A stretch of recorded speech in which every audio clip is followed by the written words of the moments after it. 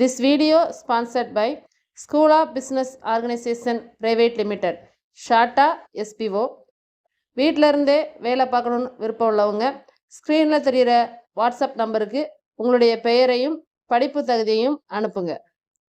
Skip பண்ணாதீங்க, பெரிய தப்பு. தினம் 300 ரூபாய் சம்பாதிக்க அரிய வாய்ப்பு. இன்ஸ்டாகிராம், ஃபேஸ்புக் பயன்படுத்த தெரிந்தால் போதும். Content post and content publishing மூலமா தினம் 300 ரூபாய் சம்பாதிக்கலாம். இந்த வேலை செய்ய 5 நிமிடம் போதும். Work training support, group communication support, all language customer live chat support, முக்கியமா சொந்தமா ஒரு பிசினஸ் ஸ்டார்ட் பண்ற அளவுக்கு உங்களால கற்றுக்கொள்ளவும் முடியும், சம்பாதிக்கவும் முடியும். இந்த வேலை வாய்ப்பு வழங்குவது 5 வருடத்திற்கு மேல ரன் ஆகிட்டு இருக்க நம்ம தமிழ்நாட்டு company school of business organisation private limited. மேலும் விவரங்களுக்கு டிஸ்கிரிப்ஷன்ல கொடுத்திருக்க நம்பருக்கு வாட்ஸ்அப் பண்ணுங்க.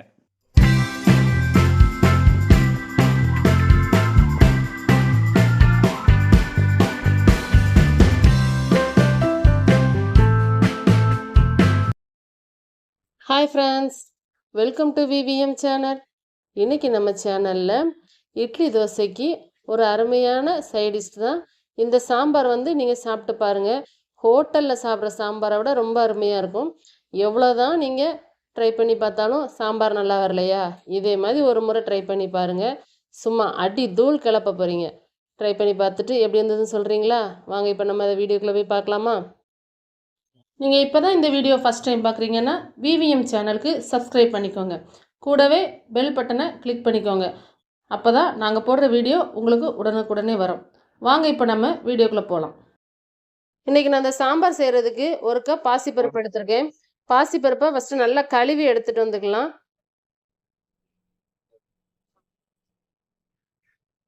நல்லா கழுவிட்டு அதில் திரும்ப நம்ம தண்ணி சேர்த்துக்கலாம். இப்போ இதில் ஒரு பெரிய வெங்காயம் கட் பண்ணி சேர்த்துருக்கேன், 3 பச்சை மிளகாய், ஒரு கத்திரிக்காய் சேர்த்துருக்கேன், ஒரு கேரட்டு, 2 பீன்ஸ் கட் பண்ணி சேர்த்துருக்கேன். வெஜிடபிள் சேர்க்குறதெல்லாம் ஆப்ஷனல் தான், உங்களுக்கு விருப்பம் இல்லைன்னா ஸ்கிப் பண்ணிக்கோங்க. தக்காளி பழம் 3 தக்காளி பழம் சேர்த்துருக்கேன். அது கூட 1 டீஸ்பூன் சீரகம், 1/2 டீஸ்பூன் மஞ்சத்தூள் சேர்த்துக்கோங்க. சேர்த்து இதை நம்ம இப்போ அடுப்பில் வச்சு வேக வைக்க போகிறோம். நான் குக்கரில் வைக்கலை, குக்கரில் வச்சு அது அவ்வளோவா டேஸ்ட் வர மாட்டேங்க, அதனால தான் நான் அடுப்பில் வச்சுருக்கேன். இப்போ பாருங்கள், பருப்பு நல்லா கொதித்து வந்திருக்கு. இன்னும் கொஞ்சமே வேகணும். அப்பப்போ அடியில் பிடிக்காத அளவுக்கு கொஞ்சம் கிளறி விட்டுக்கோங்க, ஏன்னா நம்ம தண்ணி கம்மியாக தான் வச்சுருக்கோம். இப்போ பருப்பு பாருங்கள் நல்லா வெந்து வந்துருச்சு, காய்கறியுமே நல்லா வெந்துருச்சு. போதும், இந்த அளவுக்கு இருக்கும்போது நல்லா கிளறி விட்டுட்டு நம்ம அடுப்பை ஆஃப் பண்ணிக்கலாம். இது அப்படியே ஆறட்டும். நல்லா ஆறுனதுக்கப்புறம் இந்த தண்ணியை அப்படியே நம்ம வடிகட்டிக்கணும். இதில் தண்ணி எதுவும் இல்லாத அளவுக்கு அந்த பருப்பில் உள்ள தண்ணியை நம்ம நல்லா வடிகட்டி எடுத்துப்போம். இப்படியே வடிகட்டிக்கோங்க, நம்ம சல்லடை வச்சுலாம் வடிகட்டணும் அவசியம் இல்லை. மேலாட்ட அப்படி வடிகட்டி எடுத்தாலே போதும். இப்போ எல்லாம் எடுத்தாச்சு ஓரளவு. இப்போ இதை நம்ம மற்ற வச்சு நல்லா கடைஞ்சி எடுத்துக்கலாம்.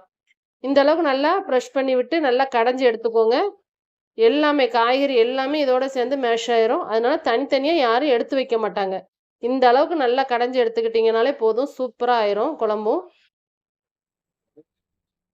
இப்போ கடைஞ்சிட்டு நம்ம மற்ற நல்லா கழுவி எடுத்துக்கலாம். தண்ணி பாருங்கள் எந்த அளவு சேர்க்குறேன்னு அந்த அளவு மட்டும் சேர்த்துக்கோங்க. ரொம்ப தண்ணியாக வச்சிடாதீங்க, குழம்பு டேஸ்ட் இருக்காது. இப்போ இதில் நம்ம ஏற்கனவே பருப்புலேருந்து வடித்த அந்த தண்ணியை சேர்த்துக்கிட்டு அந்த பாத்திரத்தில் லைட்டாக கழுவி சேர்த்துக்கலாம். எல்லாமே தண்ணி கொஞ்சம் கொஞ்சமாக தான் சேர்த்துருக்கேன். இப்போ இதை கலந்து விட்டுக்கிடுவோம். நம்மளுக்கு பார்க்கறதுக்கு தெரியுது குழம்பு திக்காக இருந்த மாதிரி இருக்குது. இப்போ நம்ம இதை கொதிக்க வச்சோம்னா இன்னுமே திக்காகும். அதனால் தேவைக்கு கொஞ்சம் தண்ணி சேர்த்துக்கலாம்.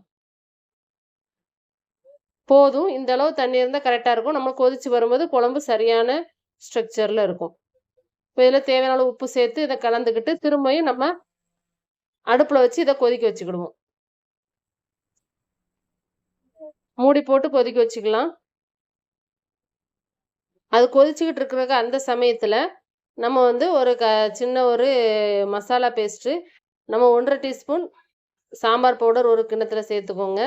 அது கூட 1/2 டீஸ்பூன் காயத்தூள் சேர்த்துக்கோங்க. இது ரெண்டையும் லைட்டாக தண்ணி விட்டு அப்படியே அந்த கட்டி இல்லாமல் கரைச்சி எடுத்துக்கோங்க. இந்த அளவு கரைச்சி எடுத்துக்கோங்க போதும். இதில் உங்களுக்கு திக்னஸ் வேணும்னா இந்த இடத்துல கொஞ்சமாக கடலை மாவு சேர்த்துக்கோங்க. ஒரு 1/2 டீஸ்பூன் கூட சேர்த்துக்கோங்க. நான் கடலை மாவு சேர்க்கலை, உங்களுக்கு விருப்பம் இருந்தால் சேர்த்துக்கோங்க. இப்போ இது ஒரு லைட்டாக அந்த கொதி வர்றக்கு அந்த நுர கூடி வந்திருக்கு. இந்த ஸ்டேஜில் இதை அடியில் பிடிக்கக்கூடாது, அதனால் அப்பப்போ கலந்து விட்டுக்கோங்க. விட்டுக்கிட்டு நம்ம கரைச்சி வச்சுருந்த அந்த மசாலாவை இதில் சேர்த்துக்கலாம்.